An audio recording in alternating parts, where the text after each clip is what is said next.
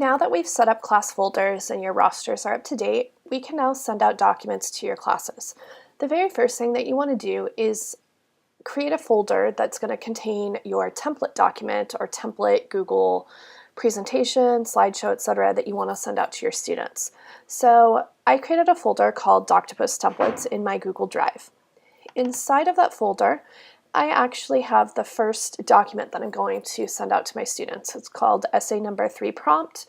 And on this document, if I open it up, you can see that it just has the title for the students, and then the students would write their essay on this document below the prompt. So once you have that set up, you are ready to send this document out to your students. You are going to begin in a new spreadsheet. So anytime you use Doctopus, you always want to start from a brand new spreadsheet.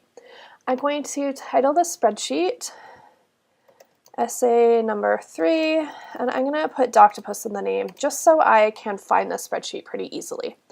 So I'm going to press OK. And then I need to launch Doctopus. So to launch Doctopus, you go up to Add-ons, choose Doctopus, and then Launch. All right, so Doctopus has launched on the right side of our screen. The first step we need to do is select a roster. Now we've already built our rosters. You can see here I have 3 classes, first period, second period, and one called Testing Out a Roster. And you can run this and send it to each class individually. But many times you're teaching 2, 3, 4 sections of the same class and want to send the same document to all of those sections. So what you can do is choose Select Multiple Rosters. So I'm going to go ahead and select multiple rosters, and then it's going to ask me which of my rosters I want to select. I'm going to send this to both my first and second period classes at the same time. It does give you a warning that running Doctopus for more than about 35 students can result in timeouts, requiring you to manually restart sending out this document. That's okay. You just need to pay attention to that it stopped, and then you can go back to the step and relaunch it, and I'll show you how to do that. But now that I've checked my 2 periods that I want to combine a roster, I'm going to click the blue button that says Use Selected Roster. And what it did is it actually took my 2 different classes, which happen to have pretty much the same people in them, but it's going to send it out to both of those class sections. And it moved this spreadsheet to my first period folder. Now I can edit anything if I need to, or update my rosters, but I'm going to go ahead and press Next. All right, so now in step 3, this is how we're going to set our sharing, what we're going to share with our students. And so the first thing you need to do is choose what type of sharing you're going to do. Are you going to send all of your students the same document where they each have their own individual copy of it? Are you going to send them individual documents but maybe differentiated? For example, you can send students who are EL students their own document compared to the rest of your class.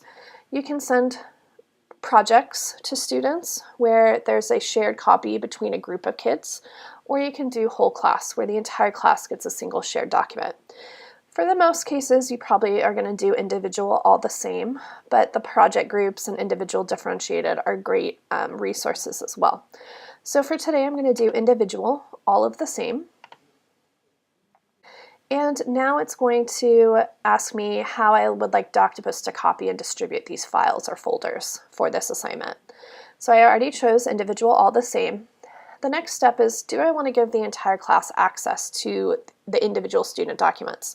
So basically, it's an individual document that the student gets, but the rest of the class can access it, maybe if you want them to do peer editing or things like that.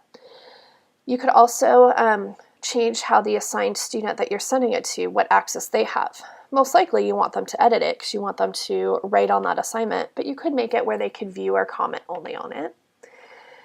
This one here, editors cannot change sharing permissions. If you didn't want students to share their document with other students, you would keep that checked. But maybe you want students to be able to add other people to view their document or comment on their document for peer editing.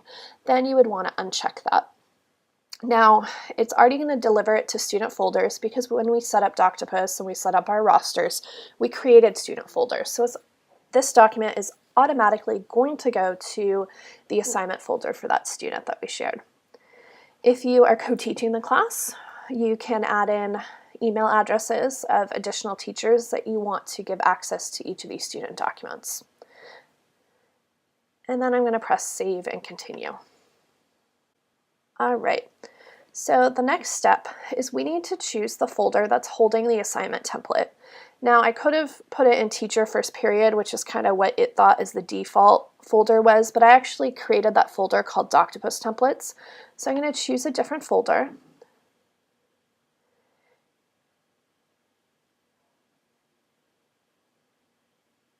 And I need to find my Doctopus template folder, which is right here, this one that I just created. So I'm just going to click on it. I don't want to double click on it because I don't want to open it. I just want to click on it so it's highlighted in blue. And then I'm going to press select. All right, so now what it asks is to select the item from this folder that I want to copy and share. So that was my essay number 3 right here, this document. Then I'm going to press save and continue. Up at the top, it asks you to set an assignment folder. So all files created by Doctopus are saved in an assignment folder. So it's automatically going to be saved in the student assignment folders, but it needs to be also in a folder that you have created. And it will create one for you, which has the name of all the classes, but I don't necessarily need to have that big long name. I'm just going to call it essay number 3. And then I can create a new folder. You could also choose an existing folder if you wanted to create one folder that contained everything in it, but I personally like to create folders for each individual assignment. It makes it easier to find things. All right, so now in this next step, I'm going to create the name of the file that I'm sending to students. And I have some different options. So these are variables. What these variables are basically the different columns in the spreadsheet. So I like to name it with the student last name, first name, essay 3, like it says, but I don't need it to say Doctopus in it. So I'm going to delete that. And maybe I want it to have the student's class period in it. I could highlight this, copy it, pressing Control-C, and putting in parentheses their class period. It's up to you. You can name it whatever you want to call it. Now, this will automatically go into student assignment folders, but maybe I want to send them an email notifying them, letting them know that they have this document. So I can check this box that says notify document editors immediately upon initial sharing, and it gives me an email subject and a note.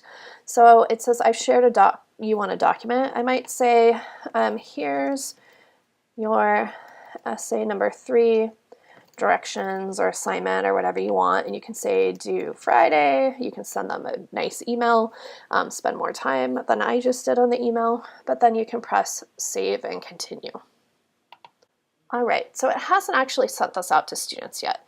It gives you a little preview so you could review the settings before you actually share this with your students.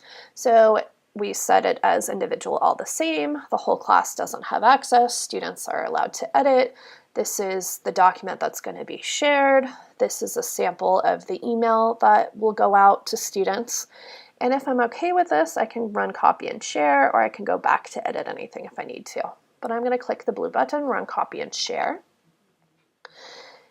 And it's going to take a few minutes. We're going to have some new columns popping up in our spreadsheet in just a minute. So they just popped up the columns. And you can start to see that the student files are being created and sent to students.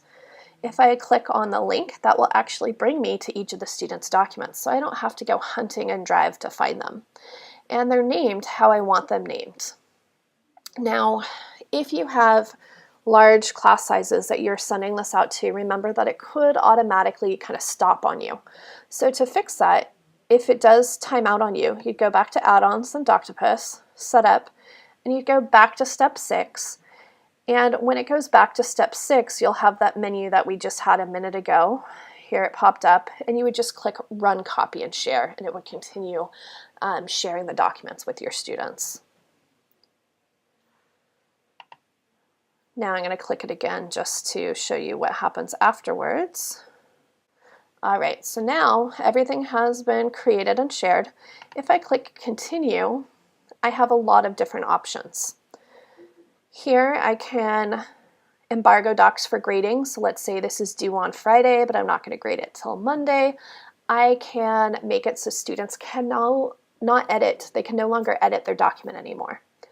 I can, if I move over here in my spreadsheet, I can actually add in grades and written feedback.